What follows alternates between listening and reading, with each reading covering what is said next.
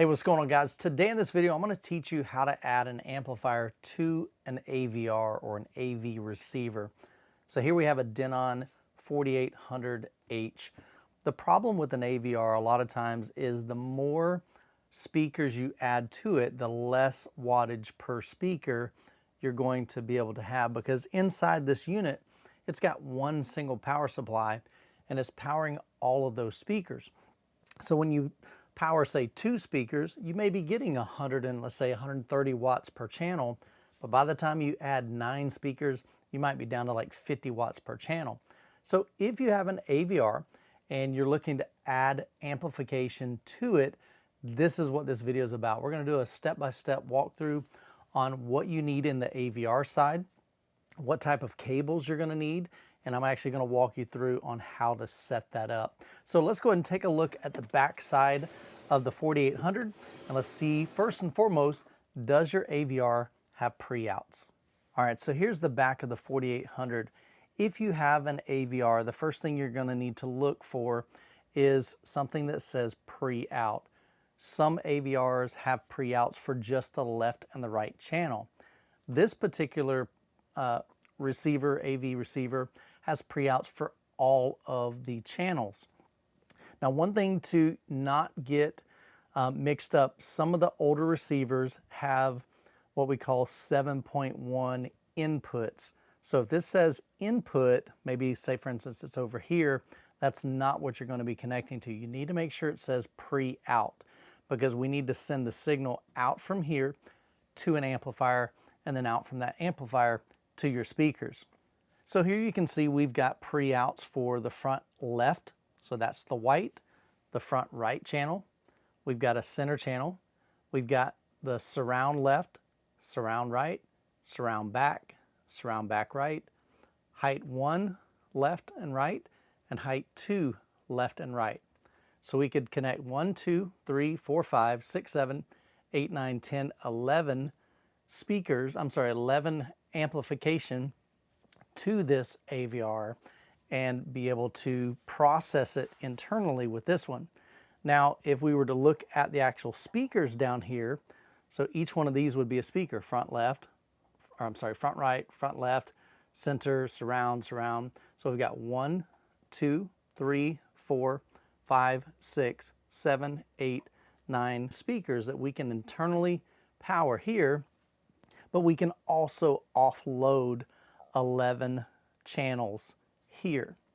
So if you have pre-outs, one thing to realize is that these are always turned on unless you physically have a unit that can disable those. But by default, these are always going to be on. So if you were to add an amplifier, and I'm going to show you how to do that in just a moment, then these are automatically turned on. You typically don't have to change any settings within your AVR. What's nice about having pre-outs is gives you a lot of options. You can use pre-outs for a couple of your channels. Maybe you want to offload your front 3 speakers. So you would connect the front left, front right, and maybe your center channel, and then connect using the internal amplification right here for your surrounds, surround backs, height 1 and height 2. And so that would eliminate these front 3 speakers, left, center, and right, from being powered by this unit, but instead powered by maybe a more powerful amplifier. So let's get an amplifier up here on this table, and I'll show you what that looks like.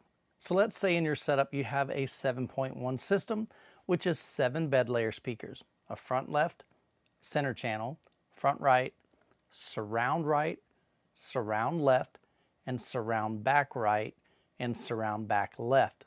So the first thing you need to decide is how many channels are you going to offload from the receiver to an amplifier. So let's just say hypothetically you want to offload everything from here, and we're only going to be powering all of those 7 speakers with this amplifier. So this is an OSD HTA 7200. Now this is a beefy amplifier.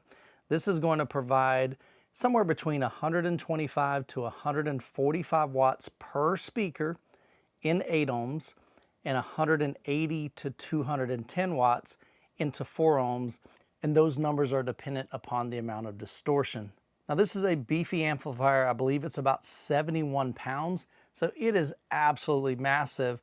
And this amplifier is super budget friendly. You can get this amplifier for about $1,000, but right now on their website, I did see that they have a code, SAVEHT, which I'll link down in the description below. You can get this amplifier for $800. But let's say we want to provide all 7 speakers with 200 watts per channel versus the internal amplification here. Because remember, as I told you, the more speakers we hook up, the less wattage per speaker that we're going to be giving each speaker from this amplifier. So I've got some really old RCA cables from Emotiva. Now I like this because it's got this nice little cord here. So we've got RCAs on one end, RCAs on the other, and they actually have them labeled, which is pretty cool. So I'm not necessarily going to follow the label because you can see a lot of those are rubbed off. We're just going to make sure that whatever we're connecting from, we're going to connect to, and I'll explain that as we go. Now, one thing you can see on this amplifier, we have RCA, which are unbalanced connections, or we have balanced XLR. Most AVRs will not have this type of connection. So most of the time, you're always going to be using an RCA connection. All right, so we can see we have 7 vertical slots here. So this is 1 channel, 2, 3, 4, 5, 6, 7. It doesn't matter what you assign these to. You just want to make sure that you have whatever output you use, let's say front left, and you use this as your front left. You make sure you connect the speaker wire to the front left speaker. So as long as you keep that in mind when you're connecting it, you'll be fine. So out of these 7, we're just going to grab the first one and we're going to plug it in the front left pre-out right here. So now on the other end of that, down here, we're going to grab that first one and we're going to plug it in the first channel right here.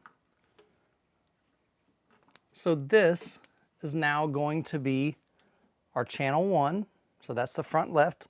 And then you're going to connect your speaker wire to these 2 outputs right here going to that front left speaker. So I love using banana plugs because it just makes it really simple. If you don't have banana plugs, you'll just need to untwist these, feed the wire in there, and then tighten it down. Just make sure you don't have any stray wires or you could get a short. Most banana cables are color coded. So we've got red and black, and we simply match it up with the red and black here. So black is on the bottom and the red is on the top. So here you can see, just really simple, we're coming out of the AVR's pre-out for the front left, going into the amplifier, then coming out of that speaker wire and going into your front left speaker. We're going to continue this process. So we'll go to the next one. I usually go to the center because that's the next speaker in your front soundstage. And so then this second one will go here, plug that in. And this, we just take another set of cables. We're going to do the same thing. Bottom is black, top one is red. So this will be our center channel. So the other end of this will get plugged into our center channel. Now I won't continue to hook up the bottom of these because I don't have enough speaker wire here with me, but we do have enough of these RCAs, so we'll continue on. So we've got the third one. So to me, that would be the front right, which is right beneath the front left here. Then on the other end, this next one right here goes to that third channel. So again, this is our front right. Take your third pair of speaker wire, connect it here, and then run that to your front right speaker. Now we'll connect our surrounds. So our next cable would go to the surround left. Then on the other end, right here, we've got surround left. And if you don't have enough cable, see, I can just pull these apart and get a little bit extra stretch there. So that next one, the green one, plug that right there. Come up here, grab our next one. This is our surround right, which is right below that. Then down here, our next cable right here, this gray one. That's going to go to the next RCA. And of course, you would take a pair of speaker wires and connect to each one of these corresponding speakers. Continuing on to the last two surrounds, these are surround back. So we've got surround back left, which would be the white up here, and right below it's going to be the red. So we'll go and plug both of those in. Same thing down here. The next to the last one would go, stretch that out some more, all the way down here. And then this final cable would go all the way down here. So here you can see we've got all of our pre-outs for a 7.1 system. The 0.1 would be your subwoofer. Of course, you would take an RCA cable, come out of here and go plug it into your subwoofer. But most subwoofers are powered, so we're only offloading the power from this AVR to this amplifier and then coming out of here to each speaker, not the subwoofer. So again, in the Denon AVR and most other AVRs, you do not have to turn these pre-outs on. They're always on. So as soon as you power this on and you're, select your, let's say your Apple TV, the sound's going to come out of here into this amplifier and then out to each speaker with the speaker wire. So you'll notice none of the channels internally of the AVR are going to be used. So here's where we can get really flexible. So let's say instead of having a 7-channel amplifier, maybe you bought a 3-channel amplifier. So what I'm going to do is undo these 3, or actually these 4, and we're going to undo these 4, the surrounds. A little tight. There we go. All right. So now you can see we have just the front left, the front right, and the center channel. Front left, center channel, front right. That's connected. And just for a visual representation, I'll connect another set of speaker wire. Again, black to black, red to red, just like that. So this will be our front left speaker, our center channel speaker, and then our front right speaker. So essentially what we're doing is we're providing more power down here to those front 3 speakers, and then we could use the remaining internal for the surrounds. So you'd plug a speaker cable here for the surround right, a different speaker cable here for surround left, one for surround back, and one for the other surround back. So in this configuration, your left, center, and right channels would be getting anywhere between 145 watts to 210 watts per speaker, depending on whether or not they're 8 ohms or 4 ohms. And then your remaining surrounds would be getting whatever this receiver is capable of. So another scenario, let's pretend this was a 5-channel amplifier and not a 7-channel amplifier. Well, you may want to power 5 of your 7 speakers with this amplifier. So again, we would just connect 2 more to the surround left, surround right, just like that. And then the next cable is right here. And then we do the same thing on the other end. Get the next 2 cables, connect one here, connect one here. And then of course we would need to run speaker wire to the surround left and then the surround right. So as you can see, we can get really creative with how many channels we want the AVR to handle and how many channels that we want the external amplifier to handle. Now, most of the time, amplifiers do not have a remote to turn them on or off, so you'd have to manually get up every single time to turn on your power and remember to turn it off at the end of the day when you're finished using it. One great feature that a lot of AVRs, especially the ones that have pre-outs, have are what we call 12-volt triggers. Here you can see the Denon has 3 of these. Now, what you'll want to do is you need to get a 3.5 millimeter cable. Now, honestly, this is the incorrect cable.